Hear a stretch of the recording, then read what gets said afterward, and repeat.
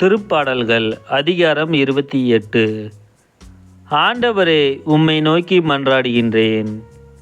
என் கற்பாரையே, என் குரலை கேளாதவர் போல் இராதையும். நீர் மௌனமாய் இருப்பாராகில் படுகுழியில் இறங்குவோருள் நானும் ஒருவனாகி விடுவேன்.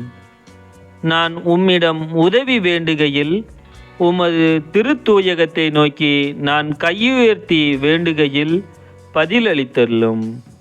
பொல்லாரோடு என்னை ஒழித்து விடாதையும், தீயவரோடு என்னை அழித்து விடாதையும். அவர்கள் தமக்கு அடுத்திருப்பாரோடு பேசுவதோ சமாதானம், அவர்களது உள்ளத்தில் உள்ளதோ நயவஞ்சகம். அவர்களின் செயற்கேற்ப, அவர்களின் தீச்செயற்கேற்ப அவர்களுக்கு தண்டனை அளியும். அவர்கள் கைகள் செய்த தீவினைகளுக்கேற்ப அவர்களுக்கு தண்டனை வழங்கியருளும்.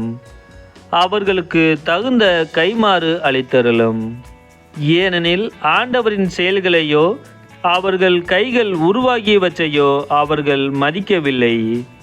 ஆகையால் அவர் அவர்களை தகர்த்தெறிந்திடுவார், ஒருபோதும் மீண்டும் கட்டி எழுப்பார்.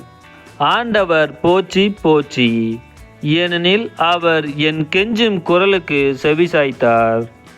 ஆண்டவர் என் வலிமை, என் கேடயம், அவரை என் உள்ளம் நம்புகின்றது. நான் உதவி பெற்றேன், ஆகையால் என் உள்ளம் களி கூறுகின்றது.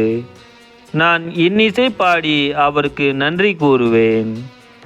ஆண்டவர் தாமே தம் மக்களின் வலிமை, தாம் திருப்பொலி செய்தவர்க்கு அவரே பாதுகாப்பான அரண். ஆண்டவரே, உம் மக்களுக்கு விடுதலை அளித்தருளும்.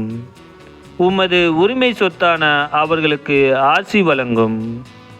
அவர்களுக்கு ஆயராக இருந்து என்றென்றும் அவர்களை தாங்கிக் கொள்ளும்.